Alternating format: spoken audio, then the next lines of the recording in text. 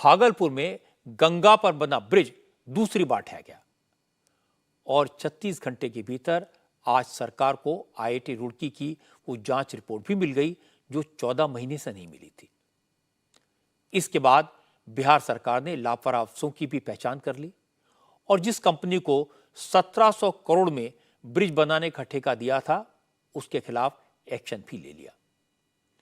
लेकिन नीतीश कुमार ने आज जवाब देने के लिए अफसरों को आगे किया।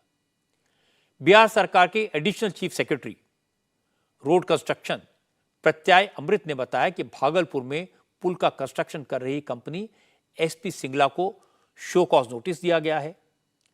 एजेंसी को 15 दिन के अंदर गंगा नदी से मलबा हटाने को कहा गया है। प्रत्यय अमृत ने कहा इस कंपनी को ब्लैकलिस्ट भी किया जा सकता है। इसके अलावा सरकार ने पुल निर्माण विभाग के एमडी को भी शो कॉज नोटिस दिया है। लापरवाही के आरोप में खगड़िया के एग्जीक्यूटिव इंजीनियर योगेंद्र कुमार को सस्पेंड कर दिया गया है। मैं आपको बता दूं कि पिछले 9 साल से इस पुल पर कंस्ट्रक्शन का काम चल रहा था। पुल बनाने का ठेका पंचकुला की company SP Singla construction company को दिया गया है, लेकिन 1700 करोड़ की लागत से बना यह पुल 14 महीने में दूसरी बार गिरा है। बिहार में एसपी सिंगला कंपनी के पास 5 बड़े पुलों के साथ साथ पटना में लोहिया पथ का प्रोजेक्ट भी है जो 9027 करोड़ से भी ज्यादा का है। बिहार के additional chief secretary road construction प्रत्यय अमृत ने कहा जब पिछली बार पुल गिरा था तभी से इसके डिजाइन को लेकर शक था।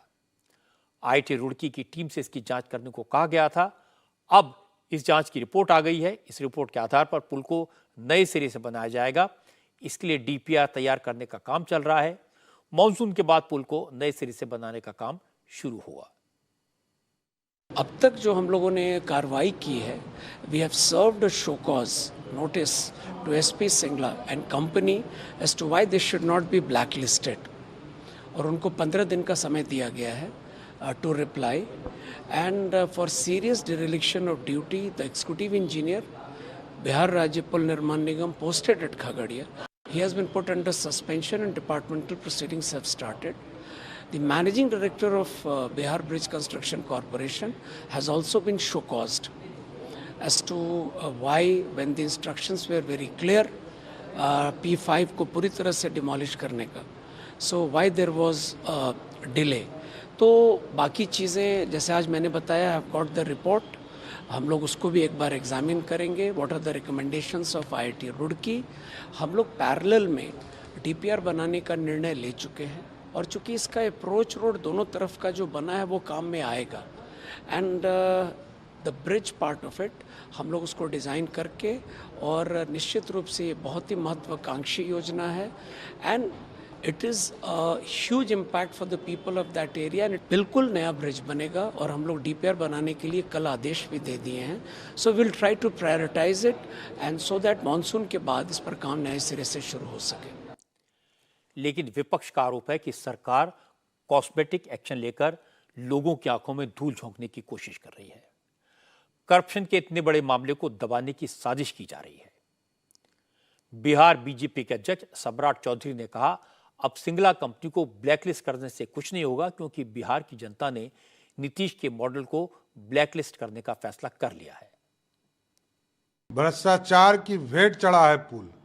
1700 करोड़ रुपया बिहार की जनता के गाड़ी कमाई का ये पूरी तरह लूट करवाने का काम नीतीश कुमार ने किया है। अरे सरकार ने जनता के पैसे के साथ दुरुपयोग किया, 9 साल समय खराब किया, जनता ब्लैकलिस्टिंग कर चुकी।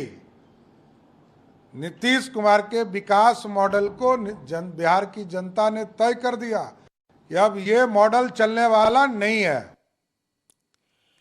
इस ब्रिज को लेकर नीतीश कुमार के काम पर जो सवाल उठ रहे हैं उसका जवाब उनकी सरकार के पास नहीं है।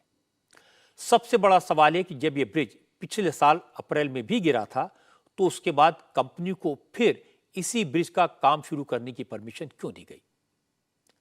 जब सरकार ब्रिज के स्ट्रक्चर की आईआईटी रुड़की के एक्सपर्ट से जांच करवा रही थी तो बिना रिपोर्ट आए कंपनी को दोबारा काम शुरू करने का आदेश किसने दिया और क्यों दिया।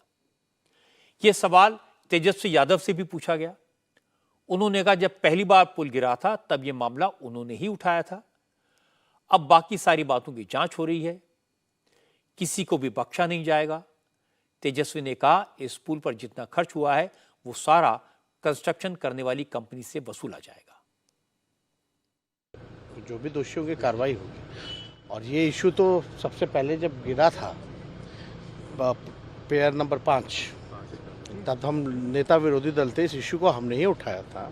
निर्णय यही लिया गया कि बाकी जितने सारे जो हैं उसको तोड़ा जाएगा।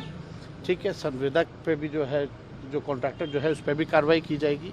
जो वहाँ इंजीनियर्स थे उनको भी हटा लिया गया है। बाकी ACS जो है वो इसकी जांच करा रहे हैं और भी जो दोषी होगा इस पर कार्रवाई की जाएगी। एकदम पुल का निर्माण कराना ही है कि जो खर्च हुआ है उसको हम लोग रिटेन करेंगे। हमने पहले भी कहा, जो पहला जो पियर नंबर 5 का जो जितने सेगमेंट हम लोगों ने तोड़े थे उसको हम लोगों ने सरकार पे आने नहीं दिया, संवेदक पे ही आने दिया है। तो ये चीज़ें होंगी। जो भी राशि, जो भी पुल का जो है, क्योंकि अप्रोच रोड का तो चलिए कोई दिक्कत नहीं है, लेकिन जो पुल का जो होगा राशि जो हम लोगों के खर्चे पे आ रहा था वो कम से कम जो भी कॉन्ट्रैक्टर होंगे उन पे ही आएगा। एग्रीमेंट के तहत जो भी क्लॉजेज होती है उसके तहत कार्रवाई की जाएगी।